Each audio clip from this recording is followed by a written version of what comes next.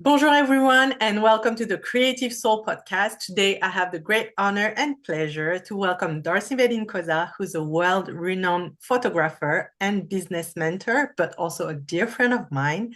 She has been a great source of inspiration for me to the way she lives her life dedicated to beauty. And I think she has one of the most exquisite eye to capture beauty in every detail. And she has this holistic approach to beauty and creativity that I really like. So I'm really excited for you to hear about what she has to say about that. And I hope that it will inspire you. Welcome to the Creative Soul podcast, where we connect body, mind, and soul through creativity. Bonjour, D'Arcy, and welcome to the Creative Soul podcast. I'm so excited to have you here. Bonjour, merci. I'm so excited to be here as well. This is so exciting to just see this podcast come to life because you are the most creative person I know. So having you do a podcast on creativity and creation just feels so right. And I am honored to be here. Thank you so much. So we've known each other for maybe more than 10 years. I don't know. I don't really remember. We met through serendipity, we would say, when you were in Paris. Can you, before we dive into the topic of creativity and like how it plays a big role in your life, can you tell us a little bit about your journey, how you became a photographer and more than that now? But yeah, tell us a little bit about your journey. Yeah, absolutely. So, first of all, I just have to say, for those of you listening, Celine and I met because I was in Paris and I was putting on a dinner party for photographers. And I posted on Instagram, if any photographer in Paris wants to come, we're having it literally right now. Thinking no one would actually do it, though I hoped somebody would. Like, I felt this need to expand my photography friends in Paris. And Celine, within 10 minutes, was like, I'm coming. She even brought a side dish. She was like just there, and we started chatting, and it felt like we had known each other forever. And that has led us to a really deep, beautiful, creative friendship. Yeah. So I feel like creativity is all around us, from our friendships to the places that we travel to the businesses that we seek. And I've always been a very creative person. I started off doing drama and I got my master's degree at NYU, and I thought I wanted to be an actress. And so I was acting on the stage, but I realized the person with all the power is the director. And I was really invested in how the story was being told. And so I switched midway through my master's and really focused on becoming the director. How did I see it? And so then I started directing large scale musicals. I worked on Broadway for a bit. I moved to Utah and I started directing musicals and plays at Park City. I was in association with the Sundance Film Festival, if anybody knows that. So beautiful celebrities would come in and teach my students. And it was during that, I'd always been a photographer. And I really decided I wanted photography. I wanted more freedom. Why do all of us creative people start our own companies? We want the freedom. And I wanted to be able to make more money because no matter how good of a teacher I was, I would never be able to really improve my salary. When you're a teacher, you can be the worst teacher, you can be the best teacher. No matter what, you're getting the same paycheck. And I was a really good teacher. I was putting in lots of hours. And after I added up what I was making per hour directing the musical, it came out something really sad, like $2.47 an hour, because I was putting so much time into it. And I just thought, I love being creative, but I don't have a block to also making a lot of money. And I wanted to be a creative who made a lot of money so that I could have a lot of freedom. I wanted to serve a lot of people. So I quit my job after building my photography business on the side for about 2 years. Mhm. And then I went all in on photography. Within the first year, I had what I call wild card, which means I fully believe that when you're in pursuit of your passions, you're in pursuit of that thing that your soul is calling, that the universe is going to clear a path for you. And so Yeah. one of the big things that happened is I got hired by Sports Illustrated magazine to work on their Winter Olympic edition that was being photographed here in here in Park City, Utah.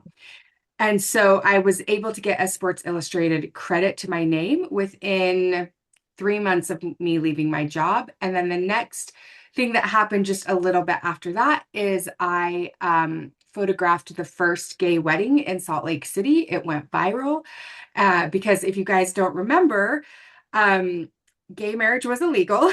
And in America, the first state to legalize it, which is still very crazy because it's a very conservative state, was Utah. And the first gay couple to get married were dear friends of mine. And Macklemore and ABC News, NBC News, The View, Out Magazine, all of them picked up this wedding. And so my career expanded very quickly because I feel like I was directed in all of that, meaning I was on my path and things opened up and it was just like in the flow. And so from there, I got a lot of publications. I built my business very quickly. It got successful very quickly. I went from $16,000 a year to 120,000 in the first year, which is almost double what my school teacher. I was being paid about 55,000 a year as a school teacher. And so, yeah, within the first year, all of that happened. Wow. And do you think that the fact that you studied like cinematography and how to direct musicals and plays and stuff like that has played a role in how you capture things, and maybe that has been your strength for the very first beginning like of your career, and it like helped a lot in the way you photographed people? Absolutely. I mean, I have a course that teaches, it's a very popular big course called the Profitable Portfolio.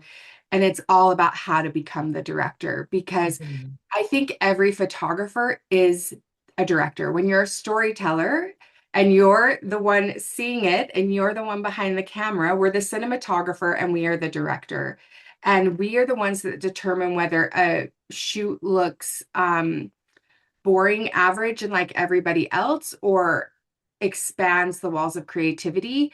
And I learned this a lot. I dated a special effects animator for over a decade. And so he animated Baby Simba in The Lion King.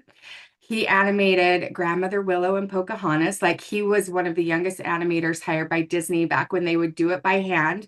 And then he moved to LA and he did like Benjamin Button and all of these things and still doing it.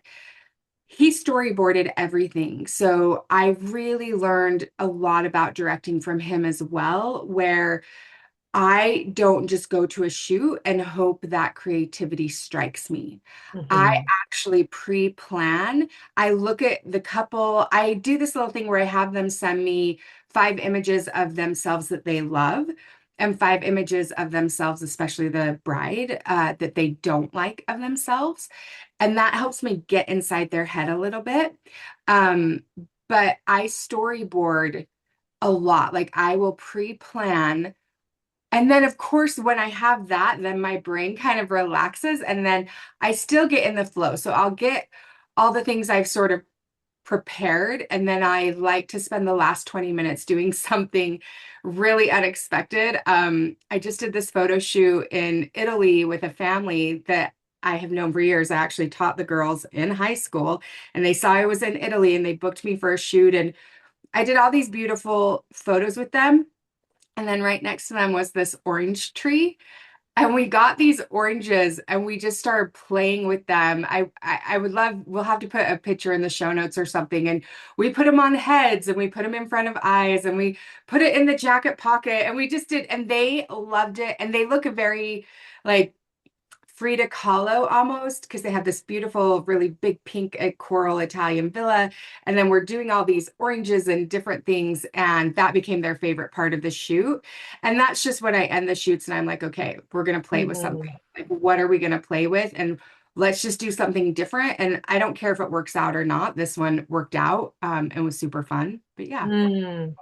That's really interesting because creativity is not something you have or you don't, from what I hear, is you have like a plan? Like you prepare your shoot, you don't go just like with you go with the flow, but there's some preparation. And also, how do you get your creative ideas? How do you did you like feed your brain with like other stuff than photography? How do you, how do you nurture this creativity that you have? Because for me, you're one of the most creative photographer.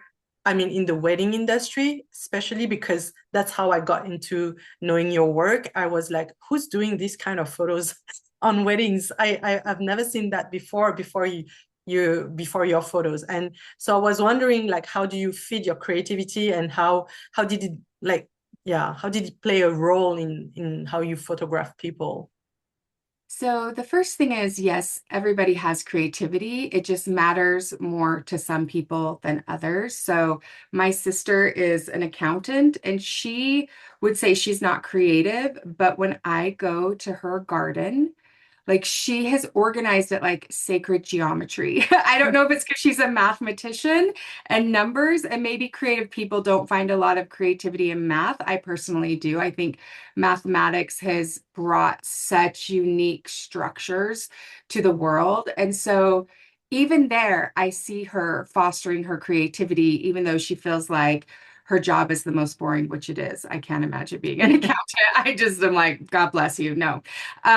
So I do think creativity is another word I call it is like aliveness, like being Uh-huh. alive.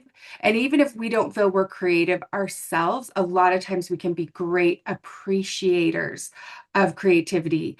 Like watching, I just watched this movie that I highly recommend for everyone. It's a very slow, subtle movie, but it's called Train Dreams. And if you're a photographer, the cinematography, the way they use nature in the shots, like the story was really beautiful, but the feast for my eyes, the story could have been horrible. And just watching how they framed things was Mm-hmm. like an education, made me feel more alive. It made me see things differently.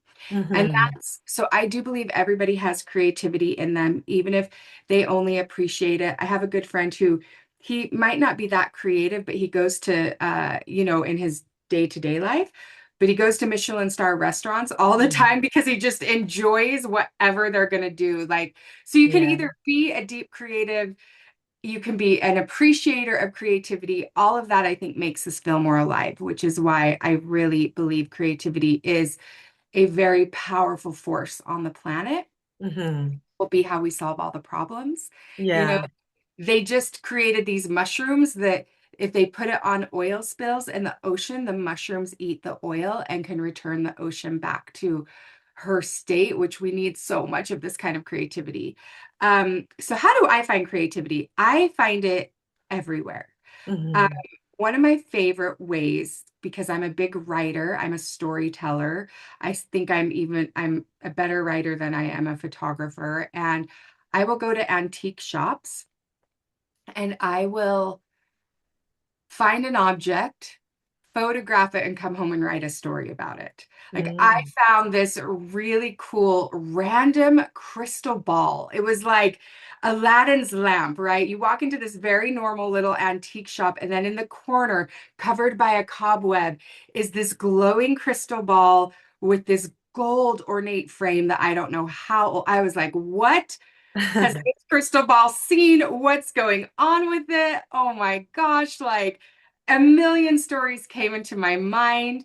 Um, and it was just so incredible. I actually bought it and yeah, and it sits in my office because it just reminds me of this like creative, magical world.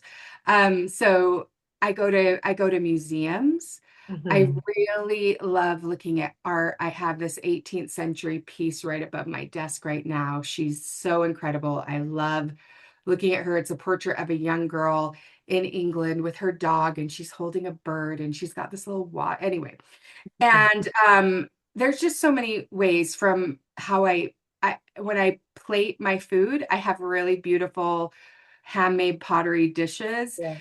A lot of people would think, why go to the effort? Like, I'm a single lady. I'm not cooking for anybody. I could just literally eat it out of the pan if I wanted. Nobody would care or say Yeah. anything. Um, But to me, part of cultivating beauty in my life is making beauty a daily devotion. Mm-hmm. So having these beautiful plates and vintage forks and a lovely napkin and sitting down and giving myself that beauty in my life is very fulfilling and satisfying for me. So creativity can be found. Yesterday I was on a walk. I walk my dogs like 3 times a day. I should not say that word because they're gonna think we're going on one, but there was this burgundy leaf that had fallen from a tree and landed on the sidewalk, and it had rained, thank goodness, because it's very rare for a desert to get rain in June. And there were like 7 water droplets on it. And I must have stopped and looked at that for at least a minute. I didn't try to take a video with my phone or post it on social media because nobody's going to feel the connection by looking at a leaf on a sidewalk like I am in that moment. Yeah. Um, yeah, so hopefully that answers your question a little bit. I could go on and on about all the ways I find creativity, but it's a daily thing. Yeah, no, I'm the same. Like, you know me, I could like be in awe with just a ray of sun like shining through a tree or yeah, drops of water on a window. And I feel that the more we notice things, the more we train our brain to notice these details, the more we can see beauty everywhere. And to me, there's something healing about seeing beauty everywhere. That might seem weird to say that because we live in a world that seems really chaotic right now. When we look at what's happening around the world, it could be political crisis, could be environmental, um, or wars and things like that. So talking about beauty, art, or creativity can seem a little bit like maybe superficial but I really feel that when we tap into our creativity and we're able to see beauty everywhere, we can see beauty in others as well, and we can see beauty in other cultures, in nature, in other people. And to me, it might seem really, how do you say, uh, utopist to say that if everyone can train their brain to see beauty, there won't be wars. Because if you see beauty in other cultures, other countries, other like nature, you won't fight like against something you find beautiful, you know? So like, how do you feel that beauty has its place in a world that seems to reject it? You know what I mean? It's like seems dichotomic to live in a world that's very, yeah, very hard to live in and then focus on beauty. Well, there's a couple conversations going on in what you said. So let's take the word beauty for a moment. And I can see why it can have some negativity because every woman has had something thrown in her face, which is called beauty standards. And that Mm-hmm. is the dark side of beauty. That is not real beauty. That is a prison dressed up with a pretty name. I'm a plus size woman. If you're listening to this, you don't know that, but if you're watching this, you can see like I'm curvy. I'm 6 feet tall, which is a lot of centimeters. I don't remember how much. It's like 190 centimeters. Yeah. Sorry, Americans are horrible at the metric system. And when you live in a world that's like, okay, you have to weigh 90 pounds and you need to be petite and you need to have this big of lips and that's not beauty. That's a prison. That's caging women. Uh, I find myself very beautiful, and beauty really is the beautiful thing is not everybody finds the same things beautiful. Um, and so having some people that find, a porcupine really beautiful versus a swan, they're both really cool. Who's to say that the swan's more beautiful than a porcupine? Yeah. Like a porcupine is incredible, all those little quills. And so I think appreciating life for what it offers. So I don't want to have the same nose as everybody else. I'll bring it back to photography. If everybody takes Mm-hmm. the same photo, we lose something. If everybody is trying to reach the same goal, there is so much lacking in that ideology. If we're all trying to look the same, we are taking away the very beauty that Hmm. we are trying to aspire to. Yeah. I am excited for my wrinkles, and I didn't know I would be revolutionary, that I'm not going to get filler. Yeah. I'm almost 50. I've got wrinkles. I find them very beautiful. I don't know if I'm not trying to sound narcissistic. I think it's actually, I know what narcissism feels like, but appreciating your own beauty, appreciating Hmm. your own laugh lines, appreciating your own nose, your own hips is just wonderful. Like if we could have more of that, if we stopped the war within ourselves, Hmm. there would be less war. Hmm. That sounds really simplistic, and I could go on a thing about the hardships going on in the world. I do think, I think we need to be doing everything we can to making the world safer and better, especially for children. So if you can't go end a war in a Middle Eastern country, get your kids off a screen because that consumption is killing their creativity and it's Hmm. killing their own ability to think about humanity. If they're watching and playing a video game where murders are being happened or Yeah. violence, that's just deadening and we're creating little pawns for the future. If you care about beauty, do not ever compare yourself to some standard that you will not meet. I am 6 feet tall. I'm never going to be a dainty little lady that some guy's just going to effortlessly pick up and carry over a threshold. Unless it's Jason Momoa, I really think he could do it. Jason, are you listening? I know you're taken.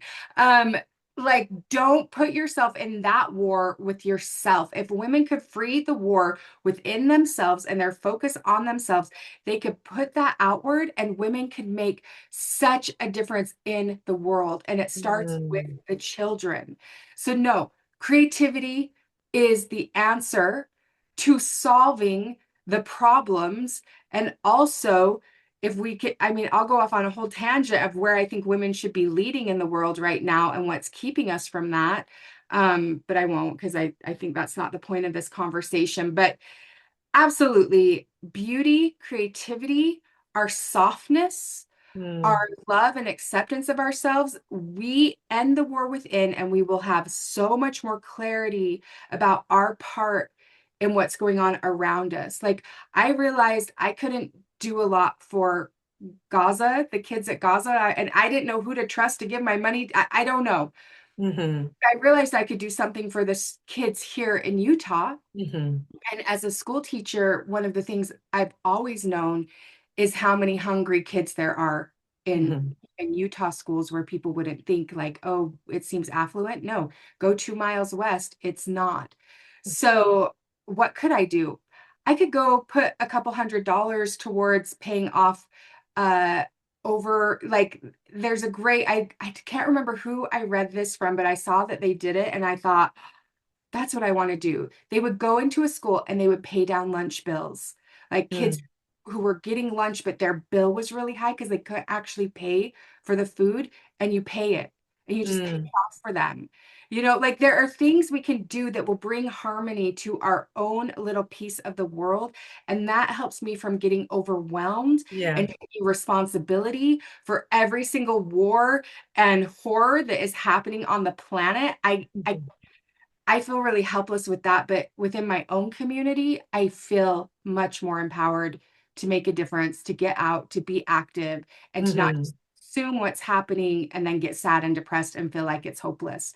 Feeling Yeah. like it's hopeless is the worst thing that we can get to. And Yeah. so, and we know how hard it is what we take in, but yeah, there's my soapbox. Yeah, no, it's so interesting. And like I feel okay, I have to share that because like I share it in my workshops when I train a female photographer to look at their own body to better photograph other women. And I always talk about one single photo that you took of me when we were in Morocco and I was wearing a swimsuit. And I remember that I didn't feel good that day. I didn't feel pretty. I didn't feel beautiful. I felt that I was overweight. I felt that I looked tired. And when I saw that photo, that was like a big shift happened in me, where I suddenly saw someone who I found very beautiful, very attractive. And I know that it's because you took that photo, and that because you saw me with those eyes and you saw me with love, and that changed everything. And when you talk about how we as women do this work of reconnecting to our own beauty and our own body, I really feel that as first a woman and second a photographer, we kind of have a responsibility to show other beauty standards. Like when I started shooting a lot of weddings and style shoots, I remember from the very beginning, I was accepting every kind of style shoot. And then at some point, I realized that I was shooting always the same type of couples, the same type of bodies. And I felt that it didn't connect with who I am, because like I'm not Caucasian. My parents are Asian. I grew up in a neighborhood with a lot of diversity, ethnicity, religion, skin colors, and I couldn't see it in the wedding industry. So I decided that the next style shoot that I will accept will only be with mixed race couples. And I felt that it was my responsibility to um, change, the pictures and the images that we were seeing on social media, on Pinterest, and even on our website. So do you think that as photographers, we have, or artists in general, we have a kind of responsibility to show the world a new way of seeing things, like people, bodies, whatever? Like, is it our responsibility as artists? Yeah, I mean, the word responsibility is really interesting because we could make it like a mission. To me, it just came really naturally. Like, Mm, I didn't think like I must, but because I was curvy, I was I believe, I don't know every single workshop that's been put on, but from what I see, I was the first one that did a plus size shoot. And there mm, were no dresses to fit her. That's why people don't do it, is because they want to use these couture dresses and they can't, because they're only made in size 0 to maybe a 6. And so I had to pay a lot of extra money to get a plus size dress, because I actually mm, had to buy it. It was a Marchesa gown. It's beautiful. It's still in my closet. And it was a lot of money, but I knew I needed to do that because I just get bored, Celine, honestly. Like I mhm, got really bored of just skinny white women everywhere. Like we're mhm, bored. And I brought diversity in. I think it maybe is because I dated a black man for 10 years. I don't know. It was just a natural part. I don't even see it as diversity, honestly. Like mhm, it was just people, and this is where we are. And like, I did a workshop to Cuba, and so you hire Cuban people. Like I don't know. So yeah, responsibility, sure. But to me, it's a big reflection of just how we see the world. I'll always remember Shonda Rhimes. So she started the TV series Grey's Anatomy, yeah, and it's been running for like 22 years. But at the very beginning, 22 years ago, she had black doctors, Asian doctors. She had yeah, all of these people, and that was the only conversation that could be had was, "Whoa, you're having so much diversity." And she wouldn't have that conversation. She wouldn't be like, mm, "Yes, I'm so amazing. I've totally put a black doctor on the show." She just said, sorry guys, like all I'm doing is having it reflect the real world. yeah, Like this is actually what the world looks like. And as mhm, a photographer, that's what I'm excited about. Like I'm not trying to curate some uh fake ideal. I mean, I guess I am in a way because we do like put all this fashion and beauty. So I'm not gonna say that I'm just like pristine in that because I've definitely taken photos like that. But yeah, I just think it's kind of like easy, and we're reflecting the world. And when you're an incredible storyteller, mhm, you really want to tell a lot of stories. Now, also tell the stories that you're able to tell a story I'm not. Mm-hmm. Able to photograph because of, being Asian and your Asian parents and maybe being raised. I don't know if your parents immigrated to France. I can't Yeah. remember. They Yeah. did. You can tell a much richer story than me who didn't have that. I don't know what it's like to be you. I don't know what it's like to be Asian in Paris. I Mm-hmm. don't know. And so I would want to see that story told through your lens. And I think Mm-hmm. this is what the world feels is we're tired of white male perspective, right? Of like for years and years and years and years, white men won the best director, won best cinematographer. They're the ones through the lens, and they're Yeah. telling these stories about women. So again, I don't need to make this super political, but I do think each of us have a lens with which we were raised. I'm writing a book about growing up plus size and like what it was like being bullied and all of that, that I can really write and relate to a lot of people that somebody who didn't can't. You have a story from how you were raised, the parents you had, the life you've had. I mean, how many languages you speak, the richness with which you've seen the world. Your perspective is so powerful. And that's why I know so many couples and people are drawn to you to tell their story. And I believe Mm-hmm. every photographer, every creative has a lens that is called life, and it's up to them to really explore and expand and tell the story that they're really living inside of themselves. And Mm-hmm. that's what can really connect us all. Yeah. I really feel that authenticity is like the key word into our work right now, especially because in our industry as wedding photographers, even if we do a lot of things uh, aside like wedding photography, but I feel that the wedding industry has, for the past few years, become, how to say that? Like, I feel that more and more weddings are big productions, a lot of beautiful things for sure, but I feel that there's a disconnection between the couple, who they are, and what they want for their wedding. And we, it's like a race of who is gonna have the biggest, most amazing production for their wedding. So how do you connect? Because I know that for you it's very important, and you say it on your website that you want to connect art and authenticity. So how do we create something that is artistic with our couples or weddings, but still feel authentic, like it's them and they did it because it's a reflection of who they are and not because they, I don't know, want it to go viral or something like that. Like I find it very difficult to navigate like through this wedding industry right now. Well, it is authentically them to want to go viral. It just might not be in alignment with your values. Mm-hmm. If you have a judgment a little bit from what I just read, like, oh, it's so hard. They want to go viral and it's so big. And how do I get that's what they want. And so if we don't like that, I'm not saying I like it. I'm not, I actually I don't mind it. I'm fine. If somebody wants to go viral, I'm like, cool, let's figure out how to take the most epic shot. I mean, Jose Villa's wedding at Mont Mont Saint Michel. Saint-Michel.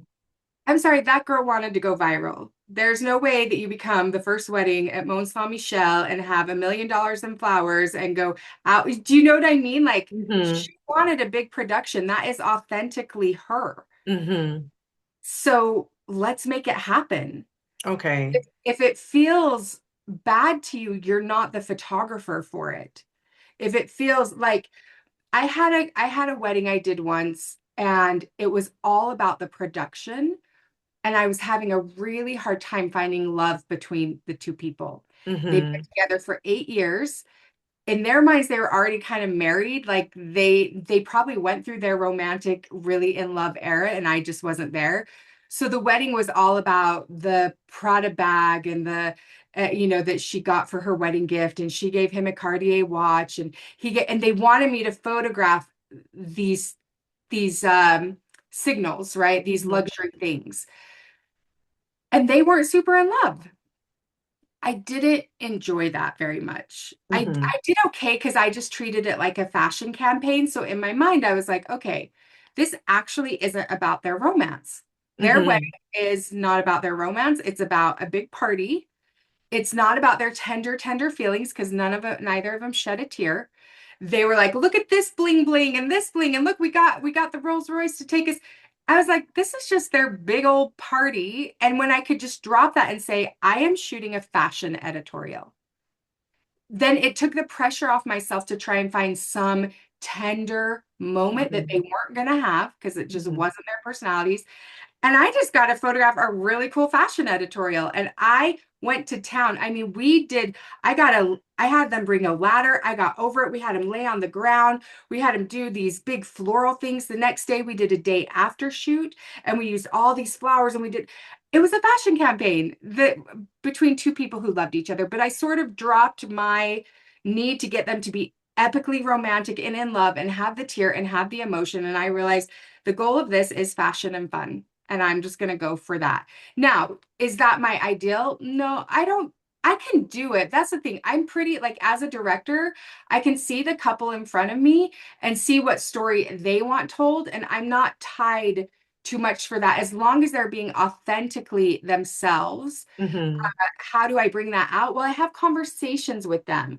And if they are talking about the things and the whatever, then I can lead them like, what emotion do you want to have? And most people do want emotion, and most Mm-hmm. people do want connection. And so learning how to bring that out in the midst of the production, usually for me, it means taking them for at least 20 to 30 minutes away from all of that and having them just really take some breaths and connect with each other and do that. Or I really love doing a morning after shoot where the party's kind of done, but they get dressed again. We do it like the afternoon or whatever if they want to do that. And we do something there. But if you're opposed to the wedding, don't shoot the wedding because that's a disservice to the people. And True. it's not my job to judge what they find important. Yeah. Thank you. Thank you for these words. Um, we're gonna part soon. What do you want us to maybe keep from this conversation that we had?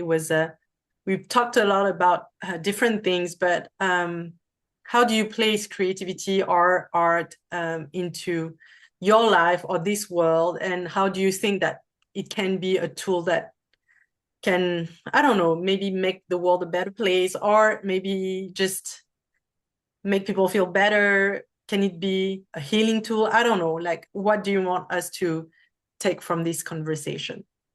Well, it can be all of those things. And in terms of healing,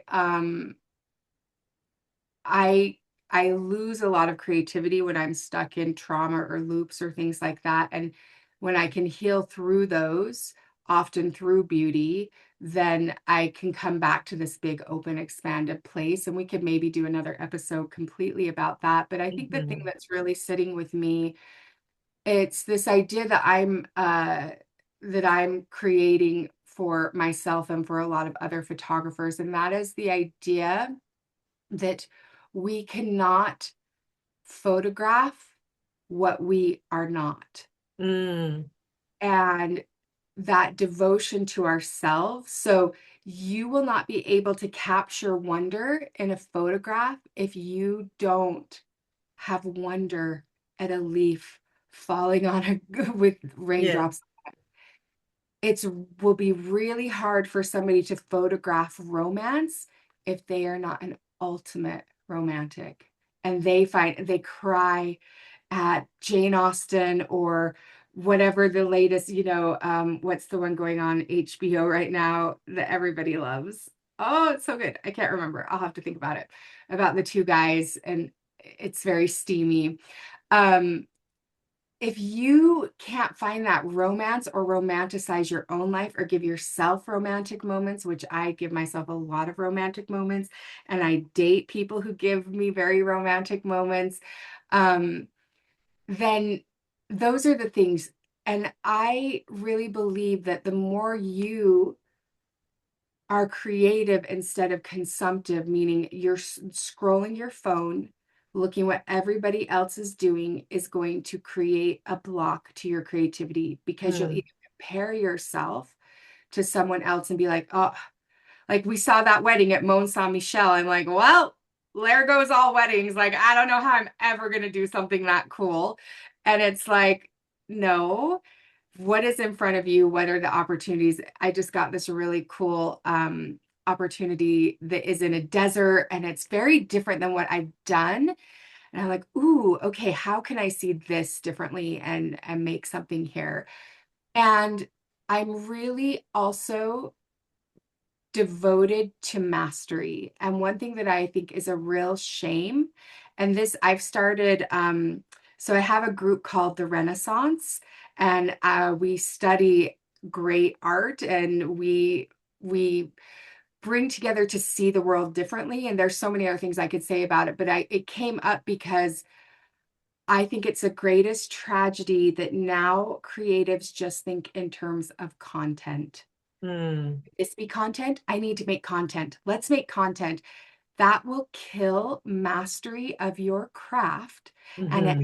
has killed mastery of the craft because now people are just creating for content. And I think that is a tragedy because Yeah. when you are devoted, when you are a master, when you are one of the greats, like the greatest piano player on the planet sits down every day and practices. Hmm.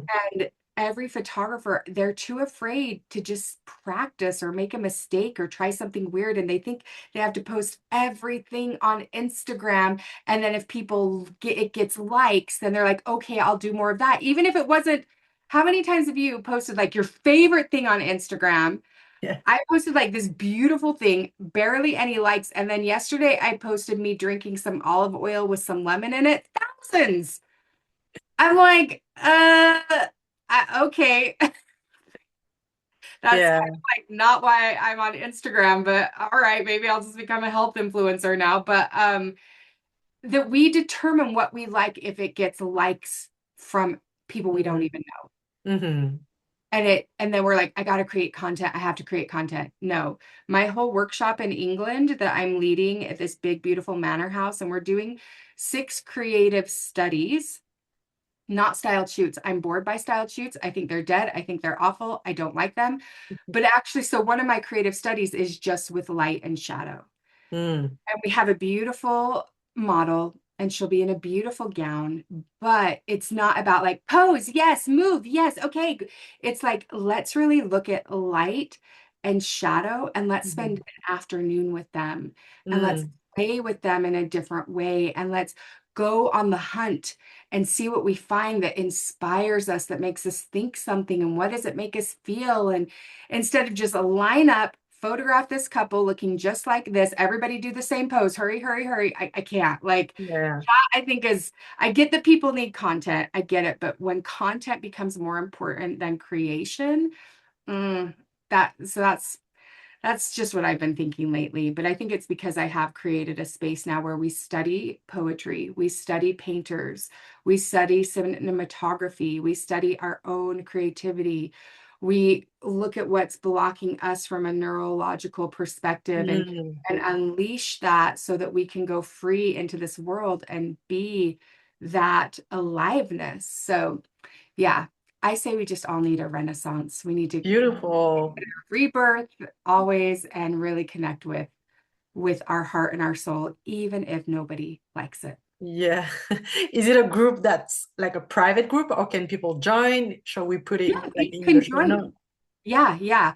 I think other people would call it a membership. I call it like a study salon. Like it's more like a little mystery school where we have a theme each month Okay. and go through that theme. The theme for September is light, but the theme for October is like money. So Mm.